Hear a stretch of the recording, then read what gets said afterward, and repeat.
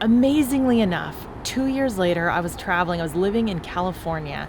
They had tracked me down, and I opened the mail one day, and here I found in the mail $2,000, maybe it was $2,500, in cash that had been sent across the border. And it was unbelievable. And they told me they had sold this multi-million-dollar property, and they wanted to give this to me as a gift because it had meant so much to them that I had stayed. I'd kept my word that they wouldn't have been able to do it without me. My name's Andrea Brown with Thrival Now, a new YouTube channel committed to helping you go from survival to thrival in your health, wealth, and relationships. So, I want to talk today about something pretty basic and simple, and that's the idea of keeping your word, renegotiation, and branding yourself. It might sound like three pretty separate concepts, but I think they go very close hand in hand if you'll bear with me a minute. So what do these have in common? Well, quick little story. I have shared on my channel a little bit about an experience I had many years ago when I was about 20 years old in northern British Columbia. I spent about 90 days living alone on a ranch, caretaking it in the middle of winter. Got snowed in, had no vehicle to get out, and it was a terribly isolating experience. I didn't go there intending to spend 90 days there, but it kind of was what transpired, and it ended up being one of the more testing experiences of my life and really challenged my character in a lot of ways. But one of the lessons that I often go back to is something that happened during that season, and really a lesson in renegotiation. And so the situation was one that there were some people trying to buy this huge multi-million-dollar property from the owners, and they kept getting delayed with their money. It was getting it freed up to come from the US into Canada. I don't know the particulars, but it kind of drug on, and maybe in the end they didn't have the money, but it all fell through. But originally I went there for just a couple weeks, more or less saw it as a vacation, and decided to stay a little longer and successively on and on. Well, at some point in that time, about halfway through or 2/3 the way through, a couple months in, the owner, who I'd never met, realized kind of what was going on, and I think had come to the place that he wasn't even going to sell it to these people. They just needed to come back from the States where they were at, because again, we were in northern British Columbia. And he had driven up. He was from Edmonton, so like 9 hours away, and drove up and met me, and we had a great conversation, really hit it off, and he asked me if I would be willing to stay to caretake the property after these people got back through the summer. And so at that point, it had been difficult, but I didn't have any other plans, and the wages seemed reasonable, and so I had committed to staying for another 3 months after they got back. Well, by the time this situation wrapped up, I was almost 90 days in, and it ended up being exactly 90 days, but somewhere around the 85th day or something, I was hitting a breaking point. Somewhere in there, I had gone like 8 days without seeing a soul in person. And this was, of course, when it was satellite phones. So, I mean, the monthly phone bill was already $1,000 a month. There was no internet. And I was pretty lonely. And I was as close to having a mental breakdown as I've ever been.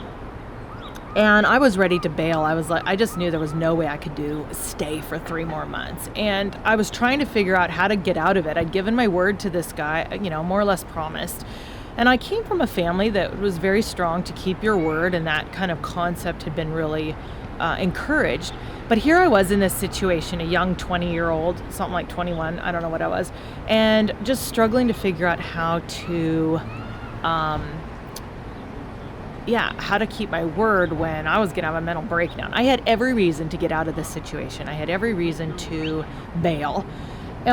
But somewhere in there, I called an aunt of mine who had a great relationship with, and she gave me this really profound insight. And she really encouraged me to look at this as an opportunity to try to renegotiate the situation with this gentleman and not just bail, to really keep that, not burn the bridge with him and screw him over, but to try to keep the bridge, as it were.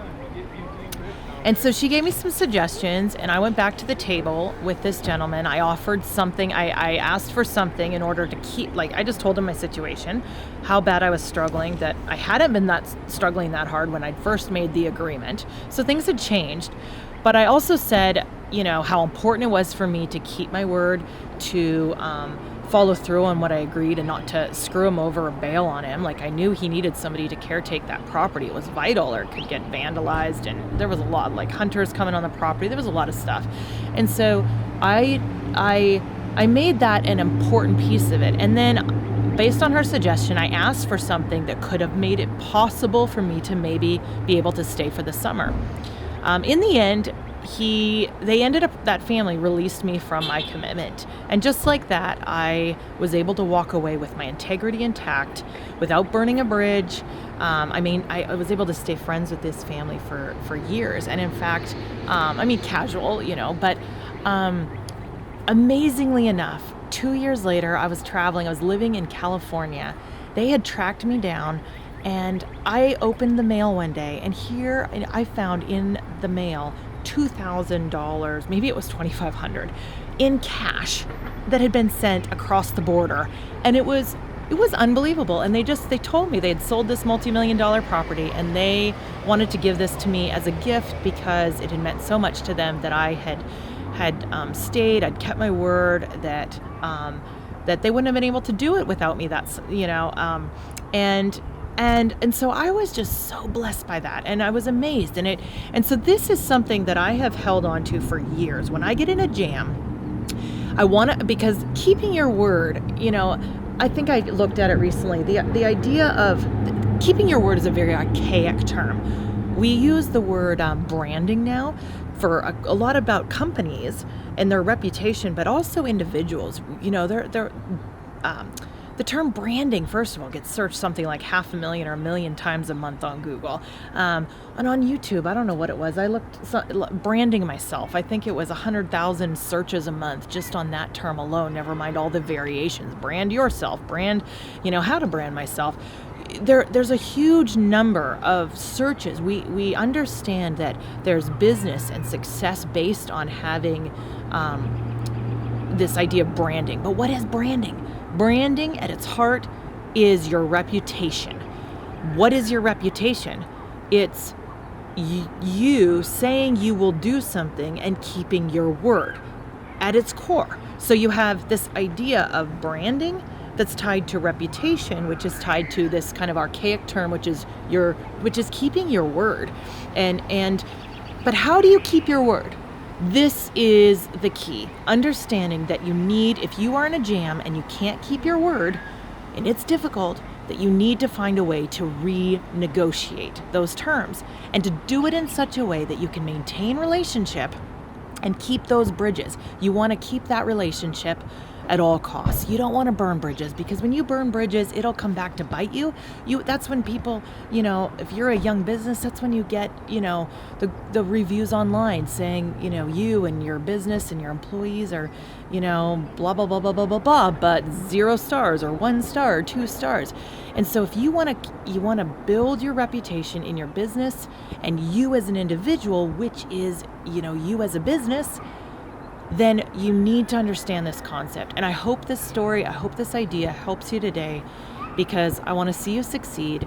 And I just can't tell you how much this one idea over the last 25 years has helped me to keep my word, to maintain my integrity, and to build my reputation, and then to build our reputation in our businesses and build our business brands the last 10 years to become as successful as they are. So thank you so much, and I hope to see you again soon.